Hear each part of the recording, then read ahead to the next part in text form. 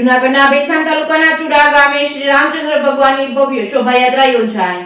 ભેસાણ તાલુકાના ચુડા ગામે રામલલ્લા મંદિરમાં બિરાજમાન થવા જઈ રહ્યા છે ત્યારે આખું ગામ રામમય બની ગયું છે। તેવી રીતે જ્ઞાતિ જાતિના ભેદભાવો ભૂલી હર્ષ ઉલ્લાસ સાથે લોકો શોભાયાત્રામાં જોડાયા હતા। આશરે 15 જેટલા ટ્રેક્ટરોમાં નાના બાળકો શ્રી રામચંદ્ર ભગવાન તેમજ સીતા મૈયા તેમજ લક્ષ્મણજી હનુમાનજીની વેશભૂષાઓ સાથે તૈયાર કરવામાં આવ્યા હતા અને શ્રી રામના નારા સાથે નવકાર ઇંગ્લિશ સ્કૂલથી ચાલુ કરીને ગામના દરેક મુખ્ય મંદિરો તેમજ રથયાત્રા પહોંચી ગામની બહેનો દ્વારા ભગવાન રામચંદ્રજીના વધામણા કર્યા હતા। મંદિરના મહંતો દ્વારા ભગવાન શ્રી રામચંદ્રજીની આરતી કરવામાં આવી હતી। નાની પાટી અજારામ બાપુની જગ્યા તેમજ મહાકાળી માતાજીના મંદિર તેમજ નર્મદેશ્વર મહાદેવનું મંદિર, નાની પાટી સ્વામિનારાયણ મંદિર તેમજ મોટી પાટી સ્વામિનારાયણ મંદિર, મોટી અજારામ બાપુની જગ્યા તેમજ મોટી પાટી રામજી તેમજ નાની પાટી રામજી મંદિરે શોભાયાત્રા સંપન્ન કરવામાં આવી હતી। દરેક લોકો જાણે 500 વર્ષ પછી આવો અવસર મળ્યો છે, જેથી કરીને ગામને દરેક ગલીઓમાં રંગોળી તેમજ શણગારથી સજાવવામાં આવી હતી। રામચંદ્ર ભગવાનનું સ્વાગત કરવામાં આવ્યું હતું। ગામના દરેક સનાતન પ્રેમીઓ દ્વારા